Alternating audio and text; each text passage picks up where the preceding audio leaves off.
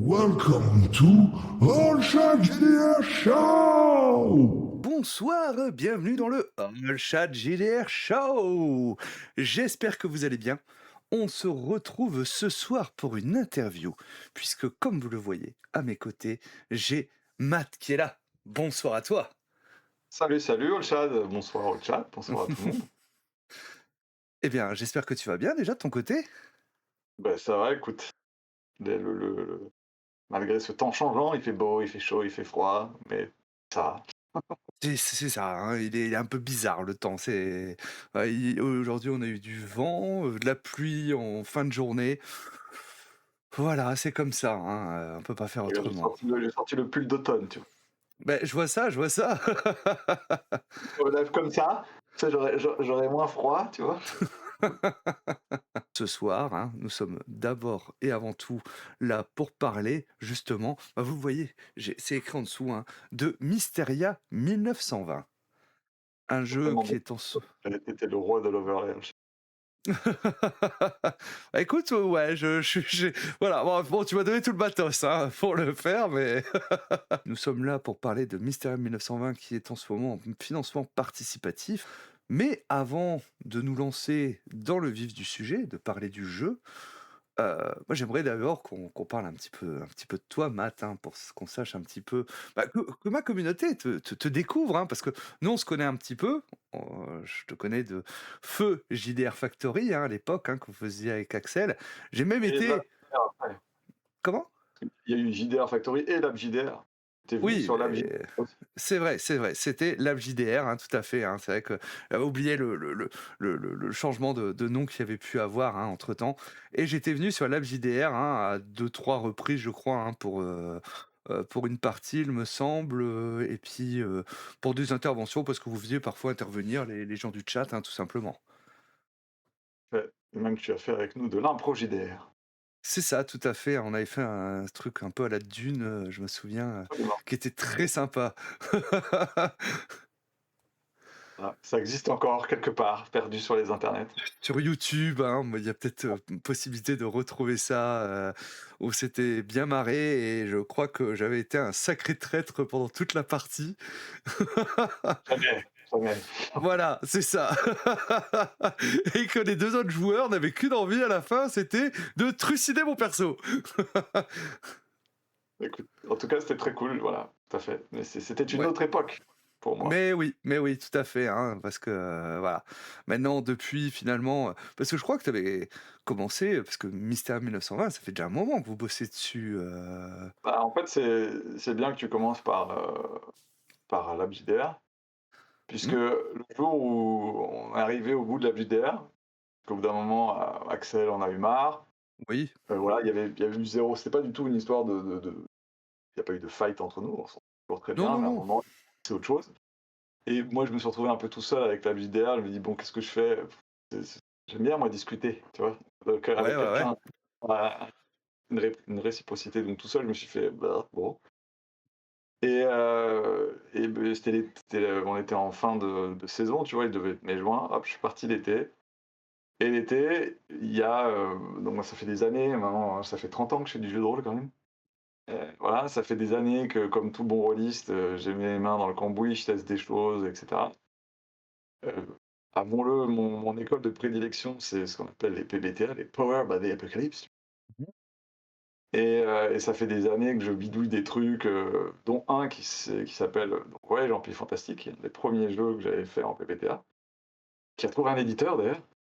Il est ah, je Ça c'est autre chose à côté de Mysteria 1920, mais je travaille en ce moment avec un éditeur, qui n'est pas moi-même, pour Voyage en Pays Fantastique. Mais bon, les PBTA ont la particularité d'être des jeux particulièrement durs à designer. C'est compliqué. C'est beaucoup, beaucoup d'équilibrage parce que, tu pas que dans le mécanique, tu es aussi dans le narratif, tu es dans le poids spécial du mot que tu dois mettre dans ton move, dans la manière dont tu fabriques, ton jeu. Mais ça faisait longtemps que je me suis dit: «Il y a quelque chose à faire avec des cartes». Ouais.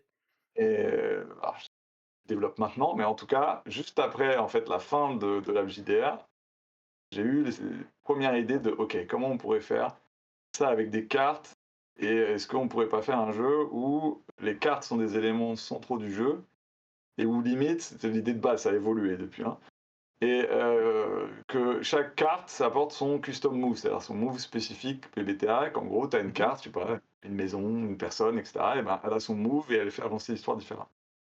Je suis parti avec cette idée-là. J'en ai parlé à Fabien, qui est mon comparse depuis très longtemps, parce qu'on a fait plein de choses, à la fois chez Volkswagen, à la fois sur JDR Factory, à la fois sur LabJDR. Mmh. Il a toujours été avec moi dans des AP, des choses, voilà.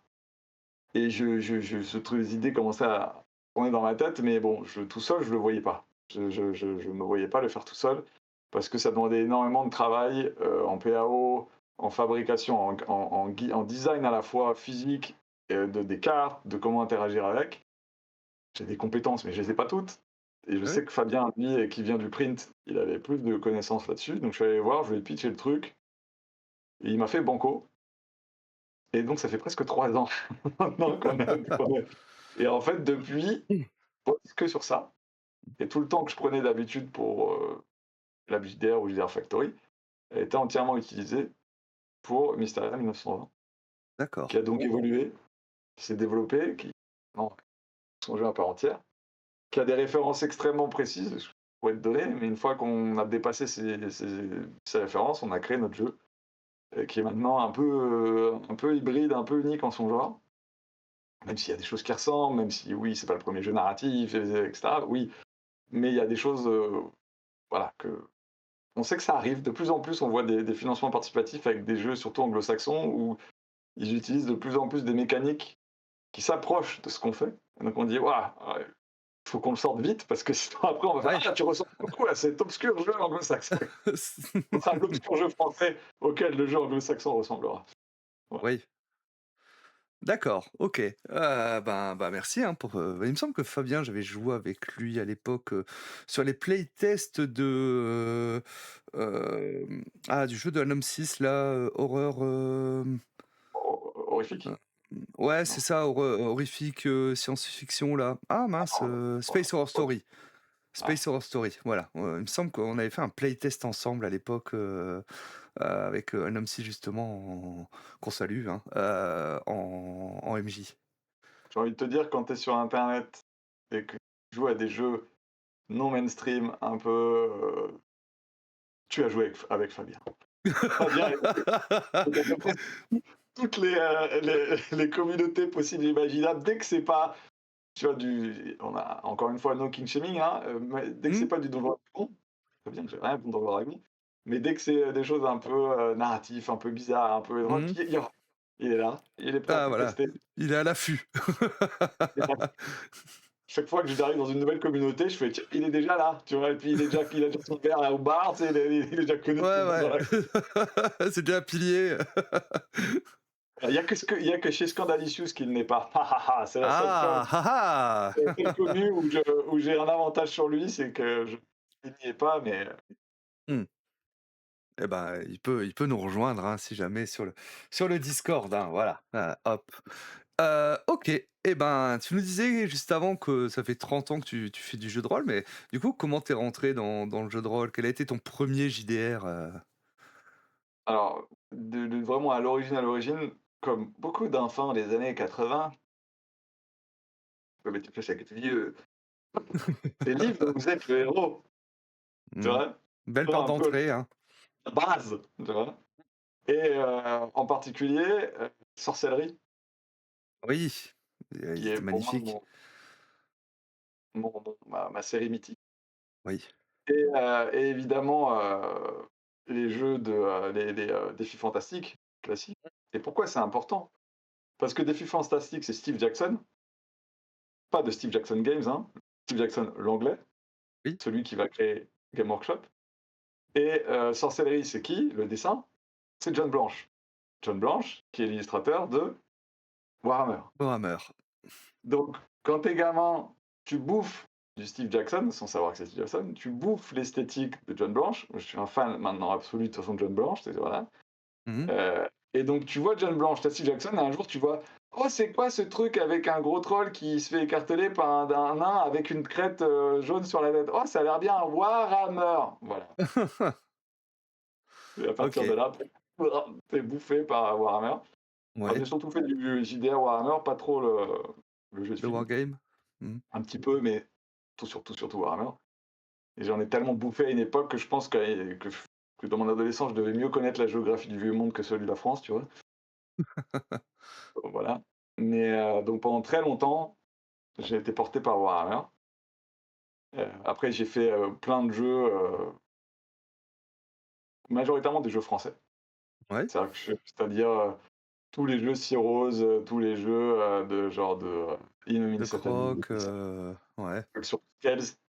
Scales qui est le jeu le plus inconnu de je Heroes, l'ai. mais Je l'ai à côté, hein. et puis il y a eu un grand amour, c'était Ambre, Oui, voilà. Mais Ambre est un très bon exemple je pense, de mes premières années de JDR. Parce que Ambre est un jeu qui a fait rêver et fantasmer tous les potes que j'avais et qu'on était à l'époque. Et on n'a jamais réussi à jouer correctement à Ambre. Ça a toujours été horrible. Vraiment. T'avais des parties de Ambre, c'était 30 minutes par joueur sur 4 heures de séance, et les 3 autres ont joué à Magic. Parce que tu te rends compte, l'autre joueur avait un aparté à faire avec le MJ. Et oui. donc il se cassait dans la pièce d'à côté. Et là, on jouait à Magic pendant qu'il revenait, qu'il faisait ses coups de pute. Puis après, c'était au suivant, qui reprenait une demi-heure le MJ, puis qu'il faisait ses coups de pute pendant que les autres. Et en fait, avouons-le, à l'époque, dans les années 90, il n'y avait pas quand même grand-chose qui t'expliquait comment on joue au jeu de rôle, quoi. T'étais un peu largué et t'étais lâché avec toi-même. Donc souvent, quand je donne mon CV de rôliste, je dis 30 ans de jeu de rôle, 15 ans de souffrance. Parce que pourtant, on revenait. On avait un côté maso, on adorait, on voulait faire du jeu de rôle. On dit, il y a quelque chose, le plus grand jeu de Oui, société qui est possible. Mais en même temps, on souffrait parce que c'était mal fait, mal écrit, Enfin, bon, c'était beaucoup de frustration, beaucoup d'énervement, de colère. Parce que, en fait, on n'avait pas. Voilà, peut-être qu'on n'était pas assez intelligent. Souvent, quand j'en parle à d'autres gens aujourd'hui, ils me font mais non, on n'avait pas de problème à l'époque, on faisait comme ça, et ça se passait très bien. Et à chaque fois, je leur dis mais pourquoi t'étais pas là pour m'expliquer? Moi, il y avait rien, que nous, on était débiles, on prenait ce qu'il y avait écrit dans les bouquins. Donc, quand les bouquins ils disaient de la merde, on jouait de la merde.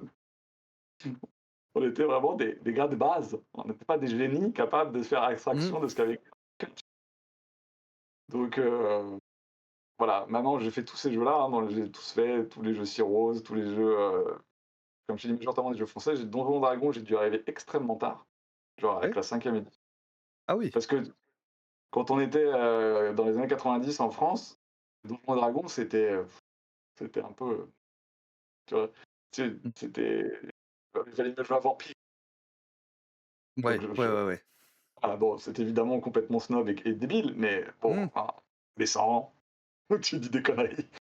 Et donc je suis arrivé très tard à Donjons& Dragons. ouais. Et voilà, qui m'a permis de voir du jeu de rôle essentiel pour ta connaissance globale du game design, quoi. Mmh. Mais j'avoue que jeu qui pour moi, 15 ans de jeu de rôle, j'ai mis la main sur Apocalypse World, qui est sorti il y a 15 ans. Enfin, je dis 30 ans de jeu de rôle, 15 ans de souffrance.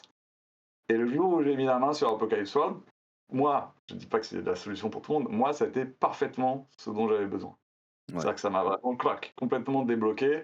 Ça m'a dit, parce que le jeu te dit, euh, il faut que tu lâches prise, il faut que tu laisses les dés décider. Il y a toute une approche de game design dans les PBTA qui, moi, me convient. C'est-à-dire ouais, ouais, ouais. les dés pour faire du bruit derrière l'écran, les dés servent à quelque chose, la mécanique de jeu est censée soutenir la narration et l'histoire. C'est pas juste là pour vaguement faire plaisir et puis après c'est le MJ qui gère tout. Parce que moi, en tant qu'MJ, j'avais le syndrome du bon élève, c'est-à-dire je suivais le scénario, et puis dès que les joueurs quittaient le scénario, je savais pas comment faire, parce que jamais personne m'avait dit, mais si, tu peux, voilà. Le PBTA t'explique comment le faire. Mmh. Donc j'ai rattrapé beaucoup de retard de blocage, hein, mentaux, etc., Mmh. grâce au PBTA. Que d'autres DMJ formidables et magnifiques n'avaient pas besoin pour y arriver, mais comme je dis à chaque fois, où est-ce que vous étiez pas là pour m'expliquer. Donc, donc une fois que j'ai fait ça, ça m'a vraiment en fait fait découvrir tout le pendant indé américain, tout ce qui vient de The Forge, qui donc a fait donc les PBTA et puis tous les jeux qu'il y a autour. et qui m'ont permis donc d'intégrer le narratif dans le jeu. Mmh. Et à partir de là, bah, ça a fait un long travail, voilà, tout récent, pour fan de Blade in the Dark, qui est un descendant des PBTA. Ouais, ouais, ouais. Voilà, donc ça a changé, mais c'est quand même une référence. Et puis bon, tout ça, ça a nourri. Je jouais aussi énormément à plein de jeux de plateau. Et si on doit citer les références qui m'ont inspiré pour Pour Mysteria, Mysteria. un des premiers jeux, c'est Horror Arkham, le LCG, le Mmh. jeu de cartes, voilà. Pourquoi? Parce qu'il est raté. C'est-à-dire que mécaniquement, j'aime bien. Oui. Limite, je préfère son petit frère qui est Marvel Champions, parce que Marvel Champions va pas te prétendre qu'il raconte une histoire. Tu es là pour Mmh. péter la tête d'un méchant, donc tu as une mécanique où tu dois péter la tête d'un méchant, donc c'est toujours la même histoire. Tu prends un deck, tu prends un Serval, tu vas péter la tête de méchant, tu prends ce machin, tu vas péter la tête du méchant. Toujours la même histoire, et il vient pas te raconter: «Je suis là pour te raconter une histoire», là où Horror Arcane te prétend qu'il va raconter une histoire. Mmh. Alors que Horror Arcane a des très bonnes mécaniques, hein, j'aime beaucoup ce jeu, mais au bout d'un moment, j'étais tellement frustré que derrière les mécaniques, l'histoire racontée était pas ouf. Ouais. Alors que je trouvais génial l'idée qu'on utilise des cartes pour raconter une histoire. J'ai trouvé génial de deck builder pour raconter une histoire. Et je me suis dit, il y a quelque chose à faire. Et justement, le deck building, en tant que joueur de jeux de société, de jeux de rôle, c'est pour moi vraiment mon truc préféré. Toujours kiffé le deck building. Je trouve qu'il y a des idées de mécanique, de moteur, de gameplay qui sont magnifiques. Mais Mmh. il y a un truc un peu frustrant pour moi dans les deck building, c'est que le deck building raconte toujours la même histoire. Comment on pète la tête du truc en face. Ouais, Comment on ouais, fait ouais. tomber ce petit, comment on détruit la base, comment on empêche le grand méchant d'arriver, et c'est toujours des coups de poing dans la gueule, de la baston, etc. C'est très bien, j'adore, j'ai fait plein de deck building, mais c'est toujours la même histoire. Et je me suis dit, est-ce qu'il n'y a pas moyen de faire un deck building narratif? C'est-à-dire que au lieu d'envoyer des coups de poing dans la gueule des gens, au lieu de faire des points de vie, de la défense, des machins, est-ce qu'il n'y a pas moyen que quand tu joues une carte, ça change l'histoire? Et donc l'approche soit pas une approche de wargame, une approche narrative. Un des meilleurs trucs pour faire ça, de mon point de vue, c'est les PBTA. Cartes, PBTA, qu'est-ce qu'on peut faire avec ça? Mmh. Et la dernière influence, c'est un jeu vidéo complètement obscur, qui s'appelle Cultist Simulator. Ah oui, je connais. Voilà, qui est un jeu de timer avec des petites cartes qui tournent et où, en gros, au début, tu es complètement largué. Tu as un plateau vide, tu prends une carte, tu es un mec qui travaille dans un vieux grade de papier, et en jouant des cartes, peu à peu, tu vas devenir un gros chef de culte et monter ta secte. Mmh. Tout ça à base de timer. J'ai montré ce jeu à Fabien. Fabien, il a fait. On est tous les deux du fan à mort de Cultist Simulator et on s'est dit comment on pourrait faire un jeu. Justement, pour une fois, on n'est pas les gentils investigateurs qui sont là pour péter la gueule des Cthulhu au fond du truc, mais comment on jouerait les cultistes. Et comment jouer les cultistes, ce serait pas, le jeu ne te punirait pas pour ça. Oui. C'est-à-dire, tu n'aurais pas des points de folie, tu serais pas bouffé par une entité cosmique. Donc, Mysteria 1901 a justement, c'est l'anti-Cthulhu. Pas que Cthulhu c'est mauvais, c'est pas ça que je suis en train de dire. Juste, Mmh. Cthulhu c'est super, Ouais, ça c'est existe. l'autre côté du miroir, en fait, Est-ce qu'on pourrait pas faire un truc qui justement prend tous les tropes de Cthulhu mais les inverse? C'est-à-dire, tu joues les Mmh. cultistes, le jeu te juge pas, te dit pas t'es un salaud ou quelqu'un de bien, il n'y a pas de jugements moraux, et le jeu ne te tue pas parce que t'es un cultiste. Il te Oui. laisse au bout de ton truc, et au contraire, il te pose des questions morales. Jusqu'où tu es prêt à aller pour atteindre la transcendance? Et c'est ce qu'il y a dans Cultist Simulator. Dans Cultist Simulator, le but du jeu, c'est d'atteindre la transcendance, et jusqu'où tu es prêt à aller. Alors certes, c'est des mécaniques de timer, donc c'est très très abscon, très très abstrait, et parfois, il faut faire un peu des efforts pour voir le narratif derrière, mais n'empêche qu'à la fin, et donc c'est plus facile de faire des trucs horribles, parce qu'en gros, vu que c'est des cartes que tu sacrifies, etc., tu t'en fous de savoir que sur la carte, il y a marqué Monsieur Machin, qui était le pauvre voisin que t'as embrigadé dans ton culte et que t'envoies dans une prison pendant 2 heures avant de le tuer, de le sacrifier. Ça, t'en fous, parce que Ouais. c'est une pauvre carte avec un timer dégueulasse, il n'y a pas d'enjeu Mmh. moral quand tu le fais. Mais techniquement, c'est ce que raconte Cultissima. On s'est dit, comment mettre ça dans un jeu en posant les questions? Le jeu ne te juge pas, c'est toi-même qui vas te juger. Mmh. Et dans des campagnes de playtest, parce que maintenant ça fait 2 ans et demi qu'on le playtest, ça nous est arrivé parfois de jouer et d'arrêter la campagne parce qu'on dit ok, nos personnages ne sont pas prêts à faire ça Mmh. pour y arriver. Donc on arrête. Et plein de fois, il y a et c'est le choix des joueurs, hein, tout le temps, autour de la table dit non, Là, je peux pas. La mécanique de jeu a fait qu'on est obligé d'aller plus loin dans les choses inhumaines. Et au bout d'un moment, nos personnages ne sont pas prêts à faire ces choses inhumaines, donc on arrête. Et c'est une fin tout à fait valable quand on joue à Mystère 1920. C'est qu'en fait, c'est les joueurs eux-mêmes qui posent leurs limites. Donc on Ouais. n'a pas besoin du jeu pour te dire: «Ah, t'as perdu X points de santé mentale, tu es fou, tu vas en HP, tu prends un autre personnage, tu continues l'histoire». Donc voilà, c'est vraiment, on va dire les à la fois parce que je pense que carte et histoire, il y avait quelque chose à faire, que malheureusement je trouvais que LCG, Horror Arkham le faisait pas, super bien, que c'était encore trop un jeu de société, pas assez un jeu narratif. Oui. Cultist Simulator qui nous a montré qu'on pouvait faire de l'étrange et du bizarre sans faire appel au mythe de Cthulhu. Mmh. Et donc comment mettre ça sur des cartes, faire un deck building narratif et donc partir sur Mysterium 1920. D'accord, OK.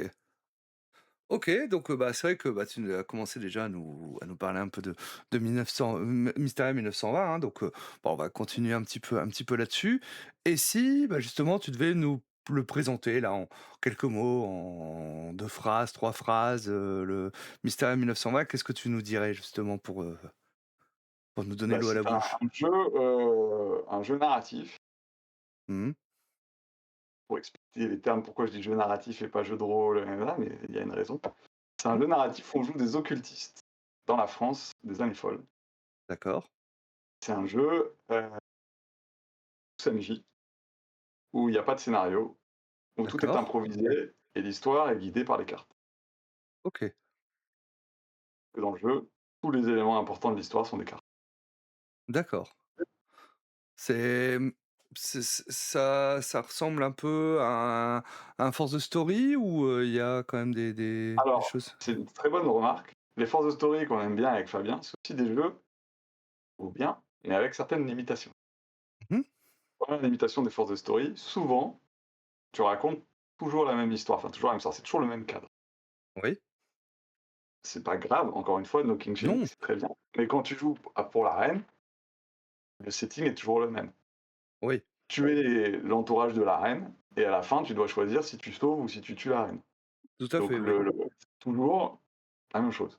Cool, très bien, mais au bout d'un moment, en tant que vieux rôliste qui aimons les campagnes et des choses comme ça, on se dit: «Est-ce qu'on pourrait pas faire d'autres choses de temps en temps?» Mmh. Et l'autre truc, c'est que c'est des jeux faits pour des one shot et que c'est Ouais. très bien les one shot. On peut faire du one shot avec ça, mais notre objectif, nous, on aime bien jouer en campagne et progresser le personnage. On joue sur du Mmh. long terme et donc Mysteria permet de le faire. Ouais, d'accord. Et contrairement à un Force the Story, on est tous autour de la table, on prend une carte, tu lis, une phrase et tu dois réagir dessus. Oui. Donc voilà. Là, c'est pas ça du tout. Là, les cartes, tu vas raconter une histoire, tu vas avoir en fait plus quelque chose qui ressemble à une partie de jeu de rôle, sauf que le rôle de MJ va tourner parmi les joueurs autour de la table. Donc il y aura un projecteur qui va être: «OK, toi, tu es le personnage principal à ce moment-là, tu es celui qui est le seul qui a le droit de lancer les dés, tous les autres, c'est les MJ». Puis une fois que tu as lancé les dés, le projecteur change, donc maintenant c'est le joueur B qui est sous les projecteurs et c'est tous les autres qui sont les MJ. Donc techniquement, c'est une partie de jeu de rôle, c'est-à-dire un joueur et un MJ, Et sauf que là, le MJ est à multi-tête, donc en gros, on est à plusieurs à réfléchir ensemble, ce qui permet de donner des réactivités et des choses vraiment surprenantes pour tout le monde. mmh. Et ça permet à tout le monde de jouer à la fois joueur et MJ. D'accord. Et les cartes, c'est des supports, à la fois c'est des supports de règles qui vont rebondir avec les règles de base. Donc c'est un PBTA, c'est-à-dire que c'est une discussion. Dès que tu fais une action qui rentre en ligne de compte avec une des actions de base, tu lances 2d6, tu rajoutes une carac. Si tu fais 10 plus, ça va bien se passer. Si tu fais 7, 9, il y a une complication. Si tu fais 6 moins, ça déraille. Je dis bien ça déraille, c'est pas un Un échec. échec, ouais, c'est bien de le dire. Voilà, quand je dis pour moi la meilleure métaphore, c'est dans un jeu de rôle classique, tu veux ouvrir une porte, tu essaies d'ouvrir la porte est fermée à clé, tu la crochettes, tu jettes un dé pour savoir si oui ou non tu crochettes la porte. Dans un PBTA et spécifiquement dans Mystery 1901, parce qu'on a vraiment poussé l'accent là-dessus, tu jettes pas les dés pour savoir si la porte s'ouvre, la porte va s'ouvrir. Ça n'a Ouais. aucun intérêt qu'elle reste fermée. La question, c'est pas de savoir si la porte s'ouvre, la question, c'est de savoir qu'est-ce qu'il y a derrière. Puisqu'il n'y a pas de scénario, puisque tout est improvisé, tu lances les dés pour savoir si 10 plus, il y a ce que tu es venu chercher. 7, 9, mais il y a quelque chose qui te bloque avant de l'avoir. 6-, tu ouvres la porte, waouh, t'es pas très content. T'aurais peut-être pas dû l'ouvrir parce que Ouais, derrière, il y a quelque chose. c'est la salle de garde où ils sont en train de jouer aux Un cartes. truc venu d'une autre dimension qui te regarde en disant bienvenue. Voilà. Voilà. Donc, ce que je veux dire, c'est que l'imagination est la limite, Mmh. mais la porte s'est ouverte. Donc c'est ce qu'on appelle, en fait, ce qu'on appelle l'exercice du fail forward. Alors quoi qu'il arrive, tu dois toujours tomber, tu dois toujours avancer. Et les rebondissements, par contre, peuvent être désagréables, bizarres, étranges, mais Mmh. voilà, comme par exemple, tu vas parler avec un PNJ, tu vas lui demander de t'aider. Si tu fais 6 mois, ça veut pas dire qu'il va te dire non. Il va te dire, je veux bien t'aider, mais en échange, je veux par exemple que tu voles le visage de cette personne et que tu me le donnes. Que je quoi? Ouais. Tu voles le visage de cette personne et que tu me le donnes. Quoi? Et tu découvres qu'en fait, c'est un psychopathe que tu as en face de toi, mais parce que tu as fait 6 mois. Mmh. Voilà, c'est la logique. Ouais, du coup, ça fait que l'histoire avance toujours finalement dans le sens du joueur, sauf que, ben, on sait pas où elle va déboucher au final, Voilà, tu lances les dés pour savoir quel va être le ton du jeu. ouais, OK. Et les statistiques du lancer de dés fait que le ton ne sera pas toujours sympathique. Ouais, Il y a donc un moment ou un autre, il y aura des côtés un peu bizarres dans le ton. d'accord, ouais, donc on a un petit mélange de PBTA, un peu de Force the Story et je sens un petit peu aussi, alors, je dis peut-être des bêtises, hein, mais de Suikoden contre les ninjas où justement il y a plusieurs MJ et un seul, joueur ou joueuse en fait, bon là il y a un tour ça tourne mais voilà, ça m'a fait penser à ça, quand tu l'expliquais, Il y a un dernier MJ dans le jeu, c'est les cartes. Oui, d'accord. En fait, chaque carte n'est pas juste là pour te rappeler. Il y a des cartes qui permettent de te rappeler les règles, c'est OK. Mais Mmh. chaque carte, déjà, c'est une illustration. D'accord. Donc, si tu vois sur la page de financement, donc elles ont une illustration. Bah, Déjà, attends, l'illustration, on va ça a une aller force narrative qui est énorme, puisque quand tu la vois, ça va t'évoquer quelque chose. Sachant mmh, qu'on a travaillé à fond avec l'illustrateur pour ajouter une masse de détails dans le dessin. C'est-à-dire que tu peux regarder le dessin très près, il y a plein de choses à voir, plein mmh de petits détails. Et tous ces détails, évidemment, quand tu connais les cartes, bah, tu les regardes encore et encore et elles te nourrissent la réflexion. Et chaque carte arrive avec soit des conseils de jeu, soit carrément des éléments narrativo-ludiques qui mh, vont t'aider dans l'histoire. Par exemple, toutes les cartes ont des mystères. Certaines illustrations, elles sont d'accord. des mystères. Et les mystères, c'est des questions ouvertes, très ouvertes, Mmh. mais qui vont orienter l'histoire. Par exemple, tu as un personnage que tu vois dans la page de financement qui s'appelle Monsieur Albert, qui est notre All-Star des personnages, c'est le serviteur, et il a une D'accord. marque au cou. Évidemment, on lui a dessiné, tu vois, il a une jolie marque au Mmh. cou, on peut se Ouais, demander ouais, ce que ouais. c'est. Fait exprès, qu'est-ce que c'est justement? À chaque partie, la marque au cou peut être autre chose. Et donc il a un mystère qui s'appelle quelle est cette marque qu'il a au cou, quoi? Et donc, si tu t'intéresses à ça, tu vas vouloir creuser ce mystère-là, et quand tu vas creuser le mystère, tu vas générer de l'histoire, puisque quand tu vas lancer les dés, en fonction de où tu en es dans la fiction, les MJ, qu'on appelle dans le jeu les sapiens, pourquoi on dit la sapiens? Pas parce qu'on est des horribles snobs, mais c'est parce qu'on va dire, c'est pas les MJ, il y a pas, c'est plusieurs MJ, donc c'est l'entité qui sait, c'est la sapiens.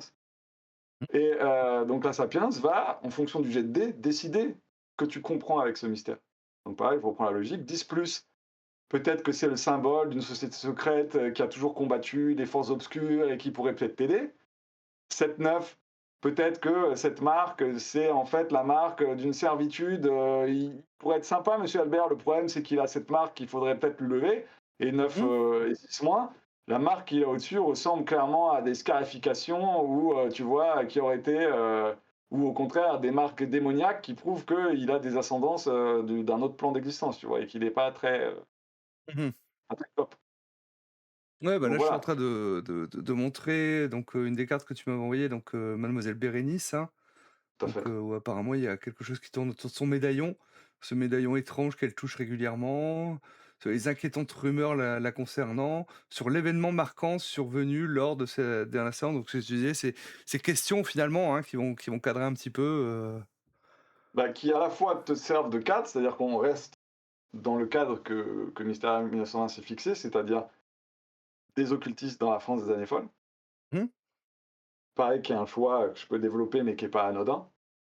Et donc, grâce à ces questions, grâce à ce dessin, tu vas rester là-dedans. C'est-à-dire qu'il y a peu de chances que tu commences à parler d'aliens qui débarquent dans des vaisseaux spatiaux avec des fusils, des canons laser, parce que le dessin te dit pas ça, parce que les questions te disent pas ça.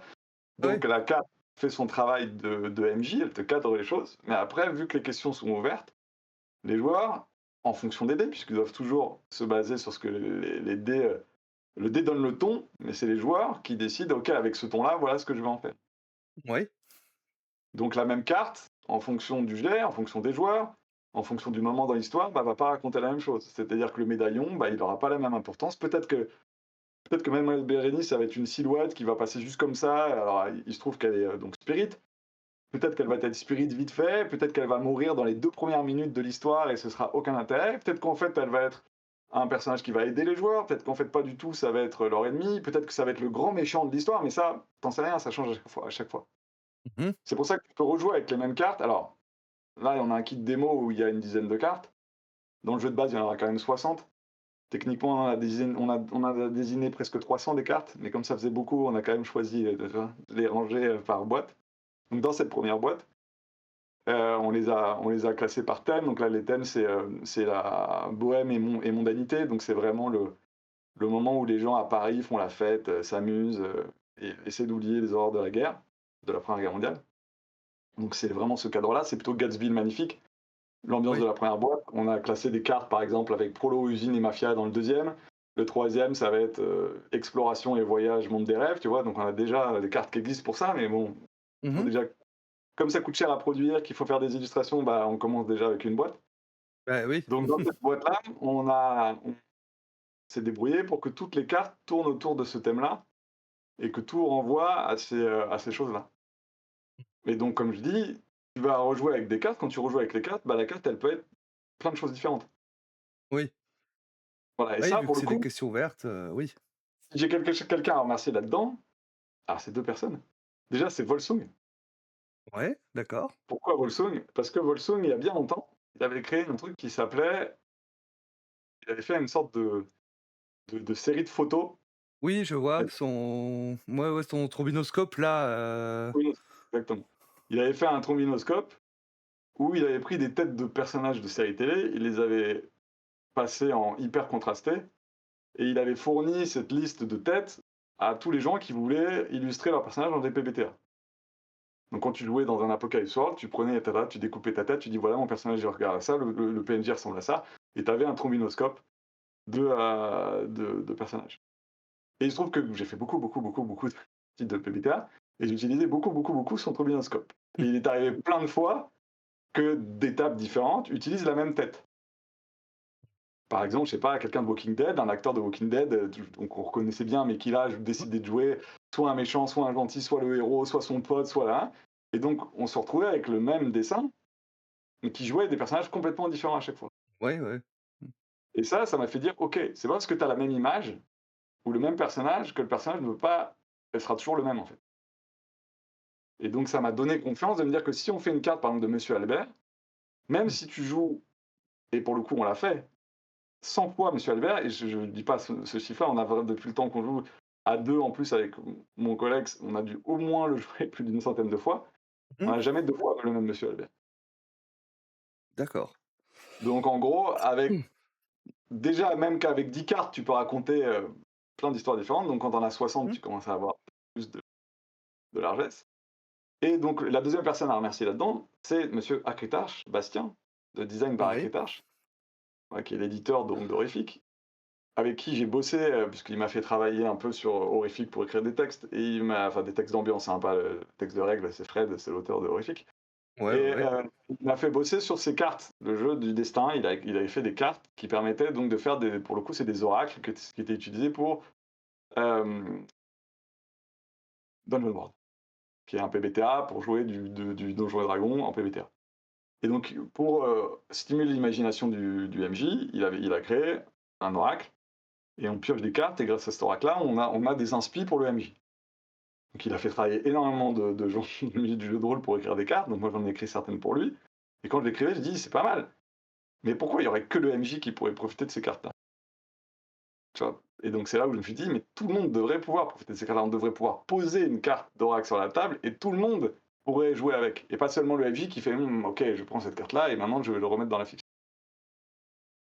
Donc Mysteria 1920, donc les cartes pour tout le monde, et tout le monde va en profiter pour raconter une histoire. OK. ça marche.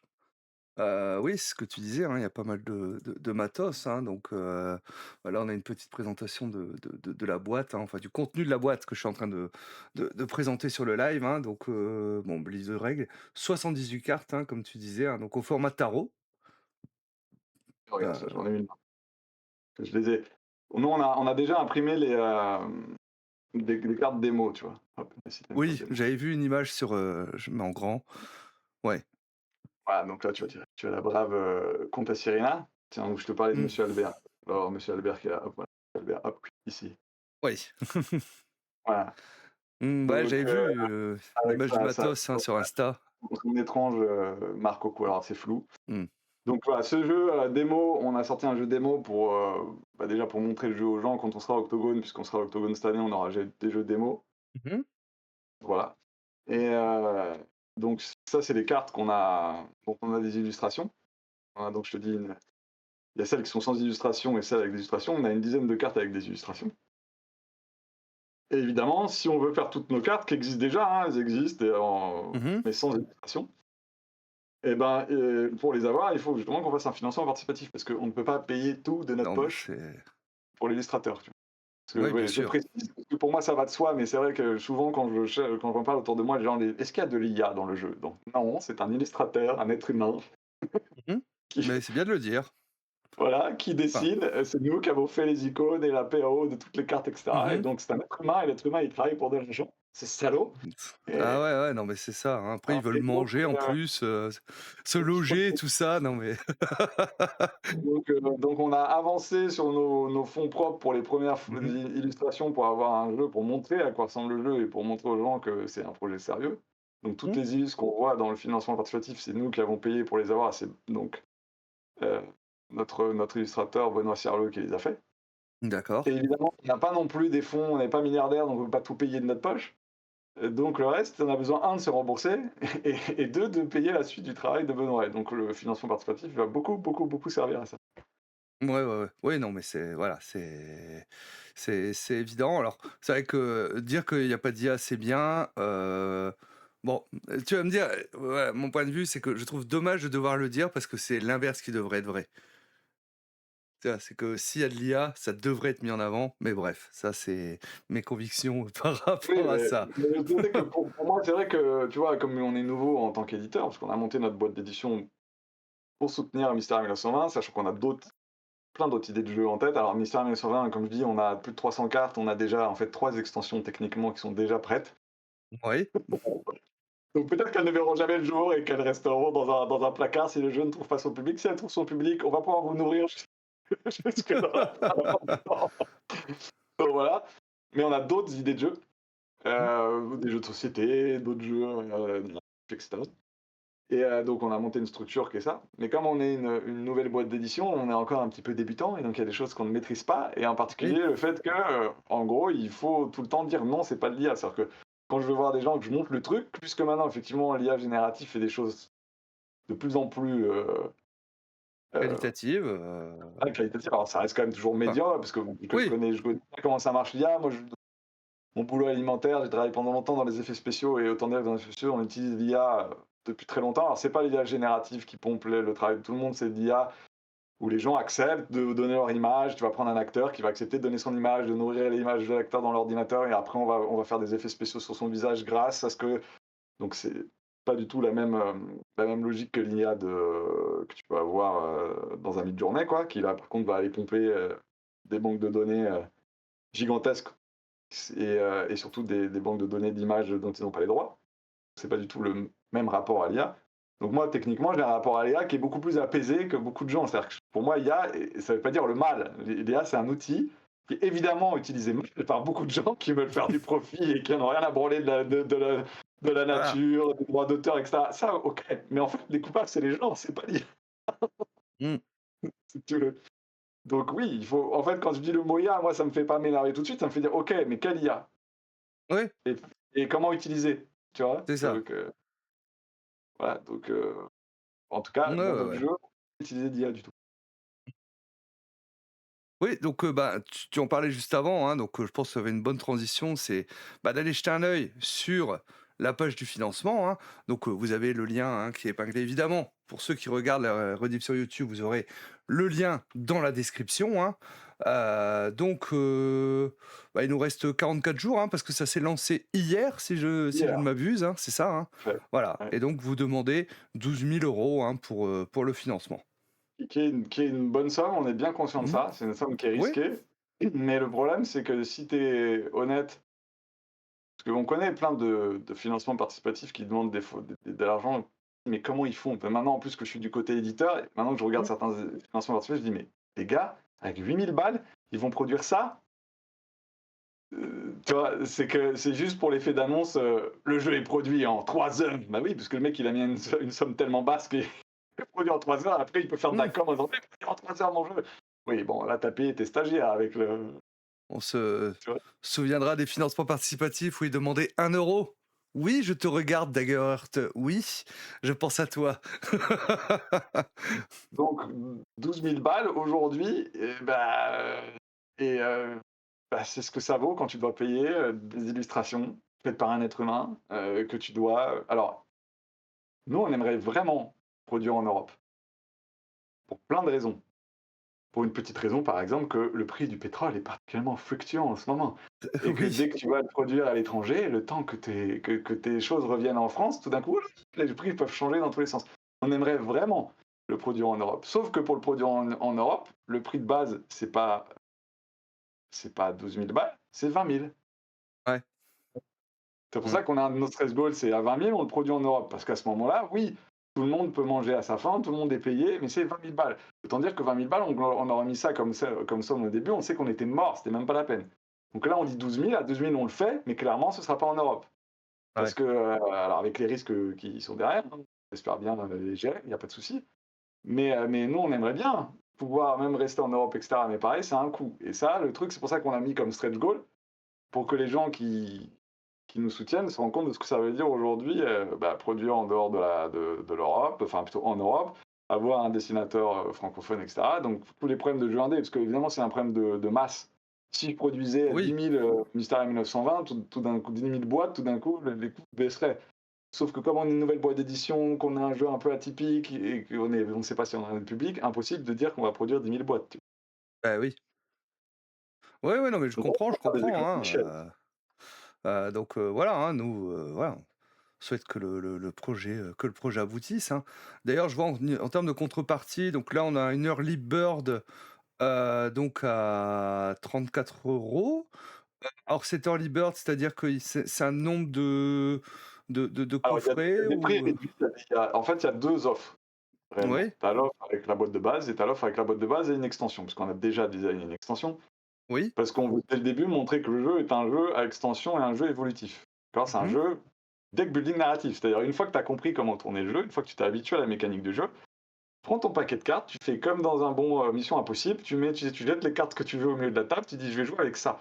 Et donc plus Ouais, tu as ouais. de cartes, plus tu peux nourrir ton histoire. Et quand tu mets une carte, ça change entièrement les possibilités de la relation map ou les possibilités des choses que tu peux découvrir. Donc on Mmh. propose sans l'extension et avec l'extension. Ouais. Les gens ils font comme ils veulent. Et dans ces deux offres-là, tu as la version Early Bird, c'est-à-dire si tu viens pour nous soutenir dès le début, on te fait une petite ristourne. Donc tu as une petite ristourne sans extension et tu as une petite ristourne avec extension. Ah oui, bah, voilà, c'est ça, hein, donc 51 disponible, oui, j'avais pas vu. OK, donc oui, donc on a, pour l'instant, en tout cas, on a la boîte de base, donc à 34 € et avec l'extension à 49, hein. Semble un prix, quand même assez abordable pour le matériel qu'il y a, hein, En fait, au-delà du matériel, nous, ce qu'on vend, c'est de la rejouabilité oui, aussi. et de l'accessibilité. Parce que techniquement, au début, c'est un peu bizarre pour un rôliste. En fait, nous, ce qu'on voudrait faire, c'est un produit qui fait un jeu qui unisse à la fois les joueurs de jeux de plateau et les joueurs de jeux de rôle. Parce que ça fait venir les joueurs de jeux de rôle parce qu'il y a du narratif, mais Mmh. ça peut faire venir aussi les joueurs de jeux de plateau, curieux au narratif, évidemment. Si ton but dans la vie, c'est de calculer le nombre de jetons qu'il va y avoir dans ta ferme et le nombre de porcs que tu vas avoir et de bottes de blé. No king shaming, c'est très bien, pas de souci. Mais tu n'auras peut-être pas envie de raconter des histoires complexes. Mais je sais qu'il y a des joueurs de jeux de plateau qui aiment de plus en plus les jeux narratifs, etc. Et Ouais, ouais. donc, les gens-là, pour moi, c'est d'arriver à les faire cohabiter. Et donc, c'est pour ça qu'on a essayé d'utiliser des règles assez structurées, qui peuvent s'inspirer du jeu de plateau. C'est-à-dire qu'il y a un peu de zoning dans le jeu, où est placé sur la carte, ça a une importance. Il y a des jetons, et tu Mmh. dois avoir certains jetons sur certaines cartes pour déplacer des choses. Donc c'est quand même toujours au service de la narration, hein. Vous allez jouer des personnages, vous allez jouer des jeux de rôle, c'est pas un jeu de plateau. Mais on utilise, par rapport à un jeu de rôle classique qui est souvent très freeform dans ses règles, c'est-à-dire en gros, tu es là pour ignorer les règles. Là, on a des règles qui structurent le tour de jeu, qui structurent le temps de parole, qui structurent la manière dont. Parce que comme c'est improvisé, il faut donner des cadres. Parce que sinon, ça part dans tous les sens. Donc on a fait un jeu qui est assez structuré pour qu'on soit sûr que la fiction aille dans la bonne direction. Mmh. Donc c'est un truc hybride qui est un Oui. peu déroutant au début, Mmh. surtout pour les vieux briscards rôlistes. Ouais, Tu sais ouais, qu'avec ouais. les débutants n'ont aucun problème. Ils s'assoient, pour eux, ils n'ont pas d'idée préconçue de comment un jeu ou de société ou de jeu de rôle doit se tenir, ils s'assoient, ils jouent les règles, tout va bien se passer. Mais globalement, si tu comptes au nombre de signes par rapport à un jeu de rôle où parfois tu es prêt à te taper 300 pages, tu vois, c'est très bien, hein, mais pas de souci. Là, en fait, au niveau du signe, c'est ridicule. Donc, au bout d'une partie, tu as compris comment c'est. Peut-être que tu vas un peu loser la première partie, comme dans tout jeu de société ou tout jeu de rôle, puis au bout d'un moment, tu vas comprendre. Et une fois que tu Ouais. as compris, bah, tu vas vouloir ajouter des cartes pour augmenter ton histoire, voir Mmh. qu'est-ce qui se passe. Si tu prends par exemple Monsieur Albert, mais que tu le mélanges avec la carte de l'extension, comment il va réagir par rapport à ça. Ouais, Si ouais, tu ouais. rajoutes le manoir, est-ce que le manoir va devenir complètement différent, etc. Bah, bref, donc tu as ton sorte de bac à sable. En fait, il faut imaginer les cartes, quand tu as les cartes sur la table, c'est comme une grosse relation map, Mmh. digne des suppléments by night, pour revenir à Vampire. Tu Ouais, vois, ouais, ouais. les by night où tu avais les têtes des personnages avec les différents quartiers, tu avais un Boston by night, machin by night. Ben, en fait, c'est l'idée, c'est que tu as ta relation map sur la table, elle est devant toi, tu peux même prendre une photo si tu veux, et puis tu as lui qui va là, ok, il est dans telle zone, dans telle ville, lui il est à la campagne, lui il est là, ok, lui il est dans tel secte. Et tu vas jouer avec tout ça, et tu focalises dans quelle zone de ta relation map tu joues, et tu développes les relations et les personnes avec cette relation map. D'accord. Mmh. Du coup, l'extension, je vois qu'il s'appelle La Ville Lumière, c'est plus pour jouer sur Paris ou c'est juste, pour, rester finalement dans le ton France années 20, Alors oui, la France des années 20, c'est pas un choix complètement anecdotique. Oui. C'est-à-dire que oui, techniquement, la Ville Lumière, c'est parce qu'il y a une région, tu organises les cartes par région. D'accord, donc il y a des cartes, Mmh. des métacartes qui sont les cartes régions. Tu as une carte qui s'appelle la Grande Ville, qui est n'importe quelle grande ville, par rapport à la carte qui va être la campagne reculée, n'importe quelle campagne reculée. D'accord, donc nous, c'est plutôt Paris, je vais revenir de pourquoi. Et donc là, dans l'extension, il y a une carte qui s'appelle la Ville Lumière. Et en fait, c'est une région qui recouvre une région de ville. Tu as ta région de ville, la grande ville. Et si tu arrives à trouver le portail qui mène à la Ville Lumière, et ben en fait, ta grande ville, elle a un double qui s'appelle la Ville Lumière. Et qui est la Mmh. version Jules Verne, en fait, de ta ville. C'est-à-dire avec des automates, des dirigeables, une fée électrique vivante, c'est-à-dire tu as une fée qui met des Excel, qui fait marcher la ville, etc. Et tout ça en quelques cartes, en fait, tout d'un coup, dans ton histoire, si tu décides de mettre l'extension, de l'autre côté du voile, quand tu grattes le voile, plutôt par exemple dans la boîte de base, c'est plutôt des fantômes, c'est plutôt des créatures qui viennent du monde des morts. Il y a beaucoup de choses qui tournent autour de l'au-delà, dans la boîte de base. Et si tu rajoutes la vie de lumière, tout d'un coup, la mystique du monde, ça devient, si tu grattes le voile, et ben en fait, il y a une ville parallèle qui est une sorte de ville fantasmée à la Jules Verne, quoi. Le problème, c'est que dans cette ville, il y a une carte qui s'appelle la rouille. La ville est, si tu fais des 6 mois, quand tu es dans la ville de lumière, tu fais progresser la rouille. Et donc la rouille risque de bouffer la ville et elle risque d'infecter le monde dont tu viens. Donc quand tu décides de mettre la ville de lumière, tu peux aller dans ce monde fantasmé, fantastique, entre Métropolis et je te dis les trucs du Verne, mais en même temps, maintenant la rouille va peut-être pouvoir venir bouffer ta fiction dans ce qu'on appelle, nous, la réalité, mais ce que les initiés appellent le monde voilé. D'accord. Donc quand tu mets une extension, bah, tu changes le paradigme du jeu. C'est plus OK. exactement la même ambiance dans laquelle tu joues, tu vois. Mmh. OK, ça m'a ouais, comme tu vas modifier quand même à chaque fois un petit peu l'ambiance et tout ça, chaque extension et comme vous l'avez dit, hein, votre objectif c'est, bah, de faire continuer à vivre le jeu, hein, donc par, d'autres extensions par la suite, justement pour, voilà, c'est-à-dire qu'on aura du suivi de gamme en gros parce que Je veux dire, on a déjà designé un truc qui s'appelle le monde des rêves. Alors il n'existe pas là, il n'est pas dans cette boîte-là, mais on a déjà joué, on a déjà un paquet, et quand tu le joues, tu mets le paquet, tout d'un coup le monde des rêves existe. C'est-à-dire que maintenant, tu vas pouvoir faire des quêtes oniriques. ouais, OK. Enfin, voilà. Mais si tu veux pas, tu le retires, donc il n'y a pas dans dans la mini-campagne que tu vas jouer, il y aura pas le monde des rêves, mais si tu le mets, c'est le monde des rêves et ce sera pas du tout la même histoire. D'accord. Voilà, donc Heu, il est pas là le monde des rêves, donc c'est pour vous dire qu'on a on a déjà prévu beaucoup de choses. Et donc sur la France, je la fais rapidement sur la France, oui, c'est vas-y. que en fait, c'est un cadre, les années 20, c'est un cadre pour toute la majorité des rôlistes, années 20 égale Cthulhu. Colo, tout à fait. Et en fait, c'est un des rares jeux qui utilisent les années 20. Alors que le médiéval fantastique, on a une collection, et même historique, plus ou moins fantasy, high fantasy, low fantasy, dark fantasy, tout ce que tu veux, mais il y en a plein. Des années 20, il n'y en a pas tant que ça. Et le prisme des années 20 de Cthulhu, c'est un prisme majoritairement, je sais qu'il y a des extensions qui parlent de la France, d'autres pays, etc., mais c'est à l'origine les États-Unis, la côte est Ah, américaine. voilà. Et c'est un trope particulier. Parce que les États-Unis dans les années 20, c'est pas la France, c'est pas l'Europe. C'est un pays qui est extrêmement corseté, les États-Unis, où il y a une ségrégation raciale qui est hardcoreissime, vraiment. C'est une époque où on mettait des noirs sur des croix et qu'on les brûlait, si tu veux. Le Ku Klux Klan était à son top, quoi. Donc c'est une époque vraiment dure. Ouais, ouais, avec le WASP et tout ça, En Europe, tu avais le traumatisme de la Grande Guerre, donc tu avais mmh connu une des plus grandes boucheries que l'humanité ait jamais vues jusque-là, et les gens, ils avaient envie d'oublier. Et donc les gens, ils voulaient faire la fête. ce qu'on Et appelle les donc années folles, l'ambiance hein, était beaucoup plus débridée, beaucoup plus folle en France, particulièrement parce que Paris était vraiment la ville artistique. Je veux dire, il y avait des jazzman américains, noirs américains, qui fuyaient les États-Unis, qui allaient s'installer en France parce qu'au moins là-bas, on les brûlait pas sur des croix, ils pouvaient jouer de la musique et voir, ils pouvaient draguer des blanches et personne leur jetait des cailloux à la tête, tu vois. Ouais, Donc ouais, ouais. c'était, ils découvraient que mon Dieu, c'était des Un blancs, autre on pouvait monde les est possible! tu vois, voilà. Donc c'est pas du tout l'ambiance. Autre truc, en France à cette époque-là, l'homosexualité est dépénalisée. Dans beaucoup de pays d'Europe, t'es homo, tu vas en tôle. La France, c'est un pays qui dépénalise ça à cette époque-là. Je te rassure, le maréchal va remettre les choses dans son droit chemin et quand il y a voilà, quand il y aura la Travail, collaboration, famille, patrie! il va remettre des lois. Il faut attendre les années 70 pour que tu vois, tu te rends compte, il a fallu attendre les années 70 pour qu'une loi par le maréchal Pétain soit retirée. Bref, dans les années 20, les homosexuels ne vont pas en tôle, et donc tu as des bars lesbiens, gays, de naissance de la mode queer, du mode d'hommes qui se déguisent en femmes, de femmes déguisées en hommes. Je te dis pas qu'il n'y avait pas d'homophobie et de racisme en France, mais on n'avait pas le droit de te mettre en tôle pour ça, et Ouais. les gens pouvaient vivre assez librement leur sexualité, et donc on faisait la fête, on se défonçait la gueule, puisqu'à l'époque, par exemple, l'héroïne et la cocaïne n'étaient pas interdits, Mmh, c'était même prescrit par les médecins, c'était très bon contre la dépression. Tu vois, évidemment.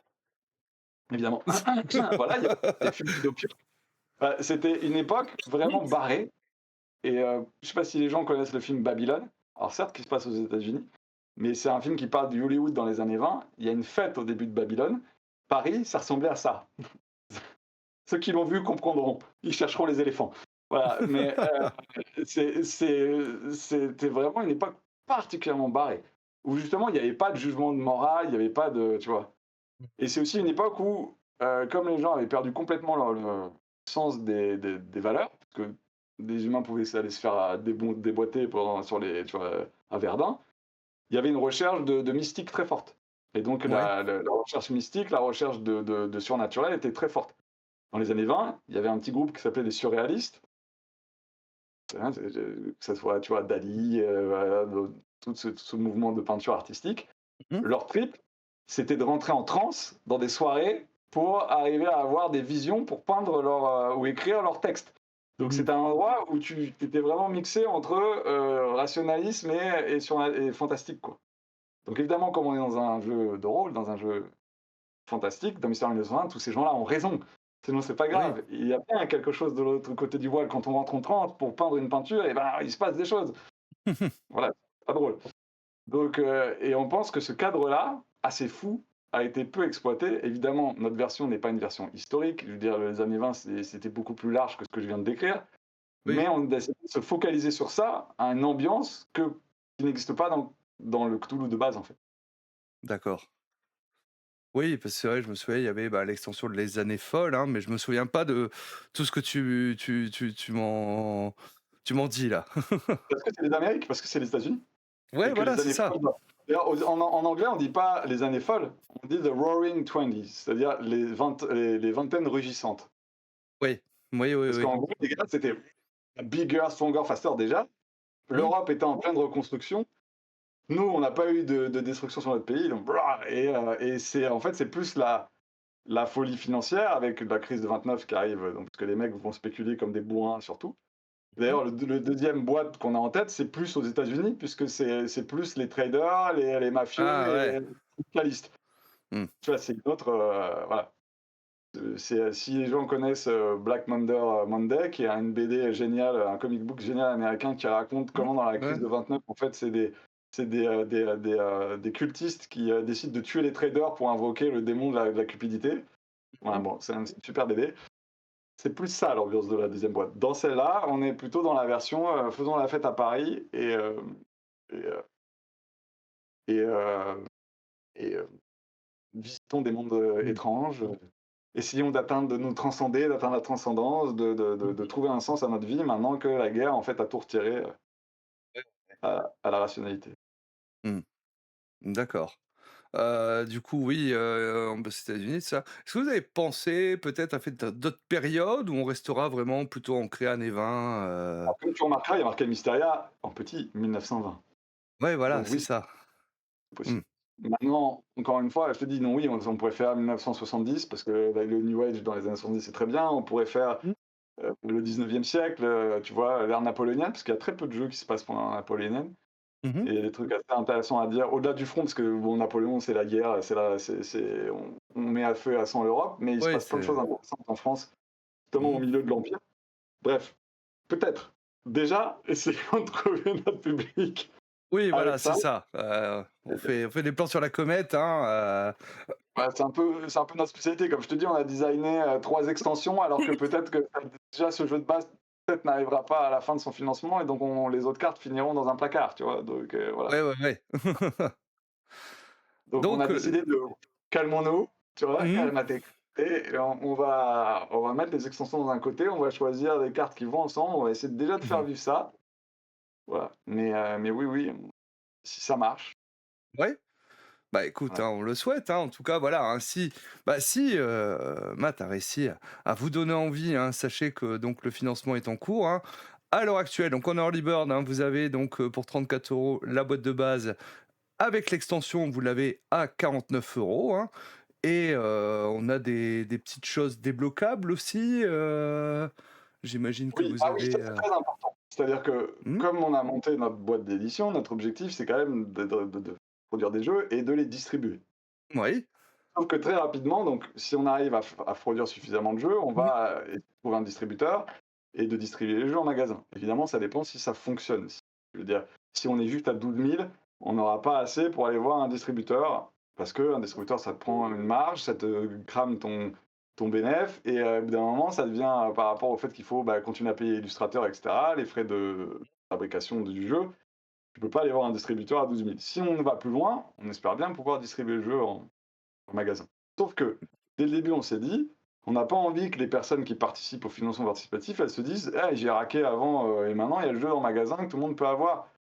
Tu vois, on m'a pris un peu pour un. Tu vois. Donc, Ouais, on s'est dit que si on arrive à 12 000, déjà, il y a. C'est pas grand chose, mais c'est déjà ça. Il y a une carte qui est unique, qui n'existe que dans le financement participatif. d'accord. Et après, tous les paliers, sauf le Mmh. palier évidemment produit en Europe, parce que là, pour le coup, ça correspond à tout le monde, mais tous les Mmh. paliers, c'est des exclus du financement. C'est-à-dire que souvent, c'est des cadres en plus, donc en gros, des cadres de jeu en plus, c'est des cartes en plus, Mmh. c'est des rituels, donc des sortilèges en plus. Tout ça, c'est spécifique que pour le KS. Si on Ouais, passe ces paliers, il n'y a que les gens qui ont fait le KS qui en auront. Ils ne sont pas dans le commerce. Le d'accord. commerce, il Oui. n'y aura que la boîte de base sans les paliers. Mmh.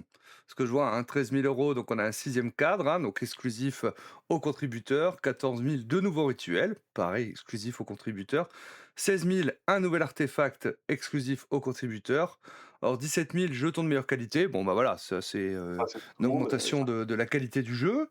19 000, une nouvelle entité également qui sera exclusive aux contributeurs. Et comme tu le disais, donc le palier à 20 000, hein, qui fera une production en Union européenne, hein, comme tu nous le disais un petit peu avant. Voilà, déjà, on voudrait essayer d'atteindre les 12 000, hein, entendons-nous. Mmh. Oui, Voilà, mais bien sûr. c'est juste que à minima, on montre la philosophie qu'on a. C'est-à-dire que si les gens nous soutiennent là pendant le financement, notre objectif, c'est de récompenser ces gens-là avec des trucs exclusifs aux caisses, ça c'est sûr. Avec nos moyens à nous, on fait des cartes, on fait un jeu à base de cartes. Voilà, on va pas leur proposer des figurines en plus, des machines comme un jeu qui fait de la figurine propose à chaque fois des trucs. Ah, mais nous, bon, c'est pas notre économie. Ouais, ouais, ouais. Donc, voilà, nous, ce qu'on va offrir, c'est plus de dessins de Benoît, plus d'inventivité, plus d'imagination dans le jeu, etc. Mmh. Donc, voilà. Mais oui, il y aura une différence entre ceux qui auront backé le KS, enfin le financement artificiel, et ceux qui, si on y arrive, auront le jeu en magasin. Je vois une livraison prévue fin d'année, début 2027, Ouais. hein, a priori? Alors, oui, on verra, parce que ça, c'est dans Oui. les meilleurs des cas, c'est-à-dire qu'il y a Mmh. l'illustrateur qui doit bosser. Bien Après, sûr. la fabrication, si tu veux, si on travaille en dehors de l'Europe, il n'y a pas de raison que ça se passe mal, la fabrication. Encore une fois, le problème, c'est le retour au pays. Évidemment. Alors, à moins qu'il y ait une pandémie encore, où là, tu vas te retrouver avec les bateaux bloqués. Bon, Voilà, où, tu as, le canal de Suez qui est fermé pendant, parce qu'il y en a un qui s'est mis en créneau. mais actuellement, on ne sait pas quel sera le prix du pétrole, tu vois, Ah beh, oui. d'ici. Donc, on ne sait pas si tout d'un coup, ce ne sera pas rentable de partir en bateau tout de suite, parce que sinon, on peut Mmh. vendre la maison et le slip avec, ou s'il faut attendre quelques mois pour que le prix retrouve une. J'en sais rien, en fait. Malheureusement, aujourd'hui, tu es dans des questions que tu peux pas gérer, quoi. Ouais, ouais, Il y a ouais, bien il y sûr. a des gars bizarres, qui font des décisions un peu étranges, à la tête des États-Unis, qui foutent le bordel un peu partout dans le commerce extérieur. Je sais pas, d'ailleurs, c'est Voilà. un vrai problème au niveau pour les Kickstarter, Amérique, France, enfin Europe. Je sais qu'il y a Ouais. des créateurs de Kickstarter par un mec comme Jason Morningstar. Alors, ceux qui connaissent pas, c'est un des plus gros pontes des jeux, indés américains. Le mec, c'est lui qui a créé Fiasco. J'espère que Mmh. Fiasco, ça vous parle, c'est un jeu génial. C'est l'auteur de Ouais. Fiasco, il y a plein de jeux et je me rappelle, donc je suis pas mal ce qu'il fait et je regardais un de ses KS, c'était quoi? Il y a 6 mois, il annonçait 0 livraison en Europe. Parce qu'en Mmh. gros, les droits de douane, il peut pas contrôler, il sait pas si le jour où son jeu sera produit, tout d'un coup, il va se faire massacrer à la sortie du pays, tu vois? Et donc en gros, ça a mis un vrai gros stop dans les KS, atlantiques. Ouais, ouais, ouais et puis bon après en plus, il y avait aussi les frais de douane et tout ça qui avaient, également, embêté un petit peu, hein. Alors, j'ai vu que vous avez fait pas mal de petites vidéos sur YouTube, hein, pour, présenter le jeu, également pour, présenter les règles. Donc, je mettrai également le lien de toutes ces vidéos, hein. Bah oui, j'ai Donc, utilisé mes compétences justement en post-prod pour, c'est moi tant qui qu'à les ai toutes faire. faites. Là et oui, parce que encore une fois, comme on sait que c'est une pratique, qu'encore une fois, quand tu l'as joué, c'est pas si compliqué que ça, mais qui peut troubler des gens qui ont l'habitude d'une manière de jouer particulière au jeu de rôle. Donc on a dit: «On va faire des règles».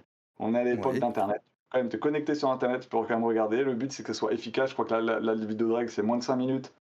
On a une vidéo de présentation des différentes cartes, je crois que c'est 2 minutes. Voilà, on a essayé d'être concis, mais pour qu'en gros, quand tu auras la boîte de base, tu auras un livret de règles assez fin, parce que quand même, il y a beaucoup des règles qui sont reportées sur les cartes.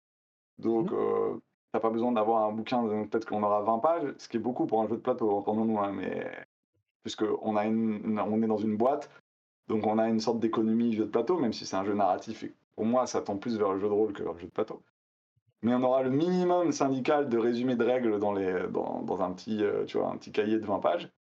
Mais au-delà de ça, on aura donc énormément de vidéos pour apprendre les règles. Là, on est en train de voir comment on peut faire un AP et sous quelle forme on le fait, parce que c'est compliqué de faire un AP avec des Avec des cartes cartes. virtuelles. Mmh. Si tu veux le faire avec des cartes physiques, il faut tout un process avec des caméras, des lights, etc., que nous, on n'a pas. Mmh. Et que donc, il faut aller voir des influenceurs qui sont capables de le faire, mais souvent, ceux qui font ça, ils te demandent de l'argent. Compréhensible, hein, ils ont un studio, c'est normal. Et donc, actuellement, on est Mmh. encore trop pour pouvoir payer les gens pour arriver avec pour avoir un, tu vois, feu trick track quand il y avait Monsieur Fall qui faisait des magnifiques vidéos, tu sais, avec des caméras qui filmaient. Très beau, tu vois, il y a des gens qui font ça aujourd'hui. Bon, il faut avoir de la thune pour les payer, pour qu'ils te mettent ça en scène. Pour l'instant, on n'a pas cet argent. Mmh. Donc, on essaie de trouver comment faire pour avoir un. Là, on est en train de réfléchir de peut-être mettre le jeu sur Playing Card, qui est une interface D'accord, qui ouais. permet en fait de. Parce que le gros problème, c'est que tu dois avoir ta carte en 3D, tu dois pouvoir la tourner. Mmh. Parce que pendant des années, on a fait les tests sur Miro. Miro, c'est juste des JPEG qui sont l'un à côté de l'autre. Donc quand tu as une carte qui se retourne, en fait, tu as la face A et tu as la face B qui sont à côté. Et donc tu perds Mmh. complètement le fait de prendre une carte, de la retourner, et cetera. Ce qui gâche beaucoup l'expérience de jeu. Là, on se dit avec playing card, peut-être qu'on va pouvoir faire, hein, et donc on va essayer de monter un playing card avec au moins la boîte démo, pour pouvoir proposer aux gens de tester le jeu en amont avant qu'il soit sorti en démo sur playing card. On va bosser là-dessus, c'est pas encore fait, on va travailler là-dessus. Et peut-être que si on arrive à avoir une interface playing card pas trop dégueulasse, on fera peut-être un AP sur playing card. Donc, Ouais. c'est-à-dire un AP classique en distanciel, mais où les cartes, tu les manipules en 3D dans playing card, quoi. Donc voilà, on va tester ça. Mais ça, c'est Ouais. pour. Comme on a 45 jours, on a un peu de temps pour réagir et rajouter des nouvelles choses. Alors, OK, c'est, attends. Ah d'accord. Ouais, non, mais ça me disait un truc sur le chat, apparemment quand j'épingle le lien, il fonctionne plus. Bon, c'est bizarre. Heu, Le lien de bon, quoi? le lien pour, le financement en fait, quand je le mets dans le chat, il fonctionne. Quand je l'épingle, donc c'est-à-dire qu'il reste en haut du chat, il marche plus. Bon, Bizarre. voilà. Les joies de des lives et autres, hein, Je OK. confirme que la page est toujours là. Ouais, ouais, ouais, non, mais je confirme, ouais, j'y suis, sur la page, hein, parce que je l'ai présenté à plusieurs moments quand on en parlait, hein, donc voilà. Ah bon, bah, bon, voilà, on me dit que finalement il fonctionne. Bon, bref, voilà. Donc si jamais le jeu vous intéresse, hein, n'hésitez pas du coup, hein, bah, à aller sur la page, hein. Vous pouvez donc, Un minimum à en le parler. Voilà. voilà, c'est vrai que si vous n'avez pas les moyens, parce que ça peut arriver, voilà, hein, parce que, bah, c'est vrai que 39 € ou 34 €, bah, c'est un coût, voilà, et vous pouvez peut-être pas vous les permettre, hein. Bah, si vous voulez malgré tout soutenir le projet, bah, vous en parlez sur les réseaux sociaux, voilà, vous en parlez autour de vous.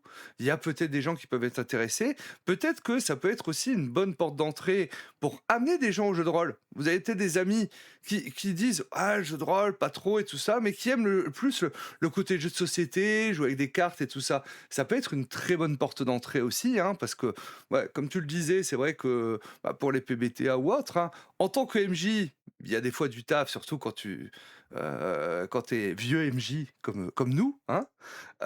Moi, je sais que j'ai eu du mal, hein, au début avec les PBTA. Cependant, en tant que joueur, je trouve que c'est une superbe porte d'entrée pour les joueurs débutants, parce qu'ils ont pas besoin d'apprendre des règles ou autre. Tu leur dis: «Dis-moi ce que tu fais et puis on verra si s'il y a un jet de dés ou pas. Mais dis-moi juste ce que tu fais». Après, comme c'est un jeu où tu es multi-MJ, tout le monde doit un petit peu maîtriser les règles, mais normalement, Mmh, les règles sont assez simples. Et pour ce que tu dis par rapport aux débutants, nous, quand on a commencé il y a 2 ou 3 ans presque, le premier festival où on est allé, c'est le festival de mmh. Toulouse, qui est un festival de jeux de société. Donc Ouais, on est allé en proto-jeu de société. Donc on a fait tester le jeu qu'à des joueurs de jeux de société. d'accord. Puis le jeu de rôle était un truc un peu qui faisait peur. On a eu Ouais, un un peu nombre de obscur, témoignages de gens qui disaient: «Ah, le jeu de rôle, ah non, mais j'en ai jamais fait parce que c'est on trop de a règles. le gatekeeping du jeu de rôle». Ouais, ouais, ouais. Tu vois? Il faut il faut savoir se Mmh. remettre en question, les rôlistes. Mais il y a un Oui. gatekeeping là quand même parfois. Et donc les joueurs de jeux de plateau, ils étaient certains, que ceux qui venaient, c'est qu'ils s'étaient intéressés quand même au jeu narratif. Ils voulaient raconter une histoire. Ils étaient pas là juste Mmh. pour, faire tourner une Oui, belle pour jeter mécanique. des dés et puis avancer un pion, Encore une fois, très bien, moi j'adore faire des mécaniques qui tournent bien, faire beaucoup de points, mais il y a des gens qui Mmh. parfois veulent raconter des histoires. Et ben, ils arrivaient en disant: «Ah non, mais vous êtes sûr? Parce que moi j'ai pas d'imagination et je sais pas et tout». On dit: «Asseyez-vous». On s'assoit et puis on joue. Puis tout d'un coup, ils évidemment, comme beaucoup d'êtres humains, ils avaient beaucoup d'imagination en fait. Et à Bah la oui. fin, je leur dis: «Vous êtes sûr que vous avez pas d'imagination? Parce que là, excusez-moi, mais là, vous avez inventé ça, ça, ça, ça, ça». «Ah Ouais, oui, ouais. ah bon, alors oui, effectivement, là, je me sens plus à l'aise pour faire du jeu de rôle avec ça». Ben oui. Ouais, parce que finalement le système va les soutenir, va les guider en fait, donc en leur posant des questions et chose que peut-être qu'un KMJ aura plus de mal sur l'instant. Vous, vous avez déjà préparé tout ça en amont grâce au système. Donc Oui, tout à fait, oui, oui, non, voilà. parce que pour moi, le MJ, c'est le système de jeu.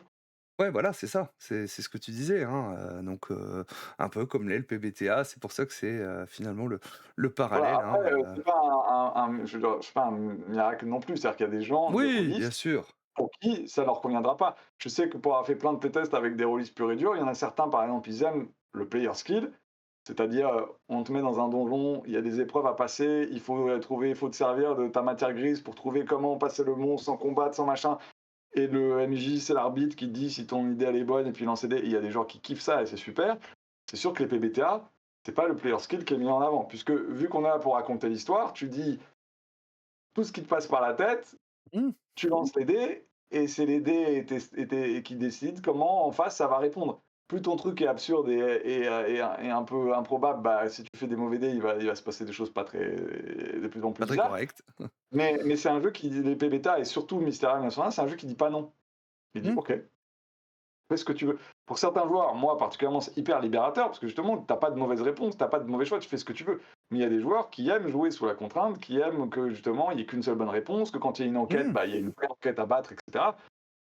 Ça, voilà, c'est Et il y a aucun Mysteria, souci. on fait pour eux, ça, on est d'accord. Mmh. Mais il y a plein de gens pour qui le côté libérateur, Mmh. justement, de ne pas avoir de mauvais choix, et que avant tout, c'est de raconter une bonne histoire, c'est hyper plaisant. Et d'ailleurs, si j'ai un truc à finir sur Mysteria, c'est pourquoi on est tous MJ. Au début, le jeu, quand on l'a constitué, il y avait un MJ et des joueurs classiques. D'accord.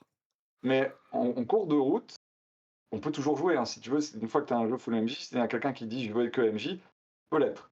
Pas de souci, tu peux jouer avec un MJ et des joueurs. Le truc, c'est qu'on a designé les règles pour vraiment pousser à l'interaction et on va dire à l'horizontalité dans la domination narrative. Donc, ça veut dire que si tu es Mmh. MJ, il va falloir que tu acceptes que tes joueurs en face, parfois, ils aient beaucoup de pouvoir narratif, plus que dans un jeu de rôle classique. Mais c'est faisable, hein, Ouais.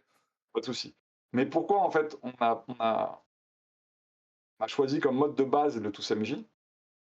Parce que, comme c'est un jeu où tu peux vraiment partir dans tous les sens, quand tu es un MJ et des joueurs, il y a quelque chose, dans l'expérience du joueur et des MJ, les joueurs ont, quoi qu'il arrive, moi compris, hein, quand tu es joueur, tu as une volonté de performativité. Tu veux que ton Mmh. personnage, il soit le D'ailleurs, majoritairement, il ouais. existe des joueurs qui aiment jouer des losers, qui losent, ça pas de souci, mais beaucoup de joueurs, la majorité des joueurs, ils veulent que leur personnage soit le meilleur. Ils veulent qu'il gagne. Ils veulent qu'il soit le plus fort. Et le problème, c'est que quand tu fais ça, tu vas, au bout d'un moment, te retrouver un peu contre l'histoire. Parce que tu vas refuser des choses. Et le PBTA, et particulièrement l'histoire, c'est un jeu où il ne faut pas que tu aies peur. Il faut vraiment monter sur les skis et laisser aller et aller Mmh. dans la pente. Et donc, c'est possible de jouer comme ça. Mais quand tu joues en tous MJ, tout d'un coup, ce réflexe de performativité disparaît complètement. Parce que les joueurs, ils ne jouent pas pour gagner, ils jouent pour raconter la meilleure histoire. Vu qu'on est tous équivalents autour d'histoire, parce qu'on est tous MJ et joueurs, que ça tourne, et ben en fait, on se retrouve tous responsables de l'histoire. Mmh. Et surtout, quand il y a une décision à prendre, on est plusieurs à la prendre. Et en gros, il y a une énorme... Tout le monde accepte que si c'est ça qui arrive à ton perso, si c'est ça dans la logique de la fiction, ok, tout le monde est ok avec ça, tout le monde valide, et donc tout le monde est d'accord avec ça. Et donc il y a une sorte d'entente qui fait qu'à la fin, tout le monde est content de la fiction qui tombe parce que tout le monde a été à part égale pour décider comment elle devait se passer. Et quand tu fais disparaître cette performativité, bah Mysteria apparaît encore mieux. Il peut être très bien avec Angie, ne se dit pas, mais encore mieux comme ça parce que justement, le jeu appartient à tout le monde. Et donc, quand on s'est rendu compte de ça, on s'est dit, ok, c'est pour nous la meilleure expérience avec Mysteria, c'est ça. C'est évidemment, quand tu achètes la boîte, on ne sera pas derrière toi pour dire c'est pas bien, t'as pas le droit de faire ça. On sait très bien comment c'est les rôlistes, il y en a plein qui vont dire rien à foutre, fais ce que tu veux. On te dit juste comme ça, nous on trouve que c'est mieux, mais si tu préfères le manger avec du ketchup et de la mayo, mets du ketchup et de la mayo. Donc voilà. Voilà. OK. Heu, si on veut suivre votre actualité, j'ai vu que vous étiez sur Instagram. Sur Insta, sur Facebook, tout à OK. fait. Alors, Voilà.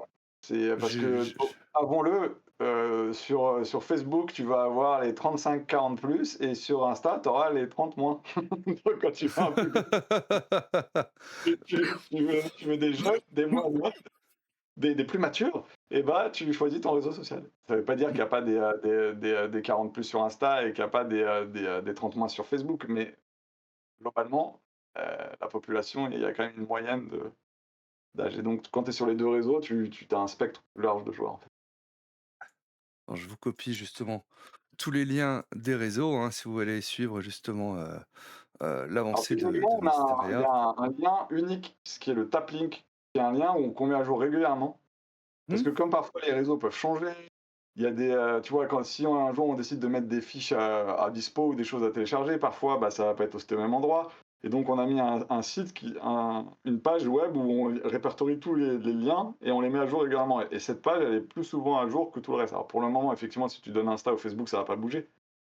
Mais Mais n'hésite pas à me donner le tap link du coup pour la vidéo YouTube, ce sera plus pertinent, je peux te le donner, il est en bas des vidéos, mais on le met sur tous nos réseaux, mais je te ça filerai. marche.